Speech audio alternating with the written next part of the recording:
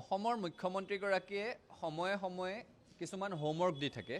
আমি আচলতে সেই হোমৱৰ্কবোৰ নকৰাটো উচিত। তেখেতে যেতিয়াই কিছুমান বুনিয়াদী প্ৰশ্নৰ সন্মুখীন হয় তেতিয়াই তেওঁ ৰাজ্যখনৰ মাজলৈ কিছুমান হোমৱৰ্ক এৰি দিয়ে।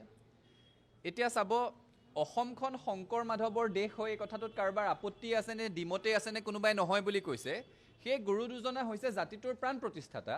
গতিকে অসমখন শংকৰ মাধৱৰ দেশ হয়েই, কিন্তু অসম ৰাজ্যখনে আজান ফকীৰকো সন্মান জনায়। সেই কথাটোত কোনো দ্বিধাবোধৰ কথা নাই, কোনো বেলেগ চিন্তনৰ কথাই নাই। কিন্তু মুখ্যমন্ত্ৰীগৰাকীলৈ যেতিয়া কিছুমান বুনিয়াদী প্ৰশ্ন উত্থাপন কৰা হয় যে কাৰ্বি আংলঙত যে আপোনাৰ ৰাজত্বকালতে ভূমিপুত্ৰসকলক কাৰ্বি চাইনিজ গ' বেক বুলি ক'লে, সেই সন্দৰ্ভত আপুনি এতিয়ালৈকে দুখ প্ৰকাশ কৰিলে নাই? কোৱাসকলৰ বিৰুদ্ধে শাস্তিমূলক ব্যৱস্থা ল'লে নাই? নাই লোৱা। সেই প্ৰশ্নটোতো তেওঁক সুধিব লাগিব। ৰাজ্যখন ঋণৰ বোজাত যে পুত গৈ আছে, সেই সন্দৰ্ভত মুখ্যমন্ত্ৰীগৰাকীক প্ৰশ্ন সুধিব লাগিব। 108ৰ কৰ্মচাৰীসকলে যে আন্দোলন কৰি আছে, সেই আন্দোলনৰ যে কোনো উত্তৰ ওলোৱা নাই, সেই সন্দৰ্ভত প্ৰশ্ন সুধিব লাগিব। আজি যে তেজপুৰ বিশ্ববিদ্যালয়ৰ ছাত্ৰ ছাত্ৰী, শিক্ষক শিক্ষয়িত্ৰী আৰু অনা শিক্ষক কৰ্মচাৰীসকলে আন্দোলন কৰি থকা 100 দিনত ভৰি দিলে, এই 100 দিনত ৰাজ্যৰ এখন কেন্দ্ৰীয় বিশ্ববিদ্যালয়ত অচলাৱস্থা চলি আছে, মুখ্যমন্ত্ৰীগৰাকীয়ে যে সেই সন্দৰ্ভত কোনো সমাধান দিব পৰা নাই, সেই সন্দৰ্ভত মুখ্যমন্ত্ৰীগৰাকীক প্ৰশ্ন সুধিব লাগিব। যেতিয়াই মুখ্যমন্ত্ৰীগৰাকীলৈ প্ৰশ্নৰ সূচনা হয় তেতিয়াই মুখ্যমন্ত্ৰীয়ে তাৰ পৰা ফালৰি কাটি কিছুমান হোমৱৰ্ক এৰি দিয়ে। আজান পীৰৰ কথা মনত পৰে, তেতিয়া বাঘ হাজৰিকাৰ কথা তেতিয়া মনত পৰে। আজি বাঘ হাজৰিকাৰ বিষয়ে আমি সকলোৱে সৰুৰে পৰা শুনি আহিছোঁ, পঢ়ি আহিছোঁ। এতিয়া তেওঁ বিতৰ্ক আৰম্ভ কৰিছে। এই দায়িত্বটো এতিয়া অসমৰ বুৰঞ্জীবিদসকলে ল'ব লাগিব যে এই সন্দৰ্ভৰ বিতৰ্কৰ একেবাৰে মুখনি মাৰিব লাগিব।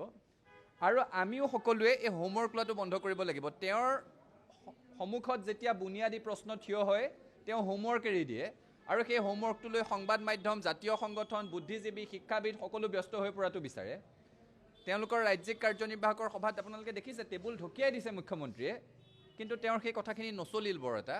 আজি সেইকাৰণে তেওঁ পুনৰ সেই কথাখিনি উত্থাপন কৰিছে। চিনেমা যেনেকৈ এবাৰ নচলিলে ৰিলিজ কৰে, সেইধৰণে সেই কথাখিনি তেওঁ আজি পুনৰ উত্থাপন কৰিছে।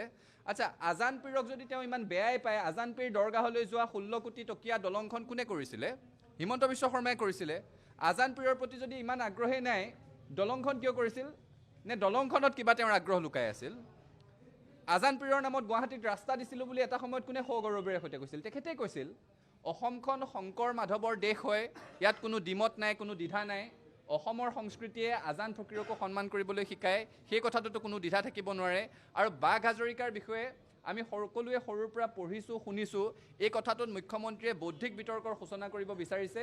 আমি অসমৰ বুৰঞ্জীবিদসকলক, ইতিহাসবিদসকলক আহ্বান জনাম যে এই কথাৰ এক বিদ্যায়তনিক চৰ্চাৰে সৈতে এই বিতৰ্কৰ চিৰকালৰ কাৰণে সমাপ্তি কৰিব লাগে।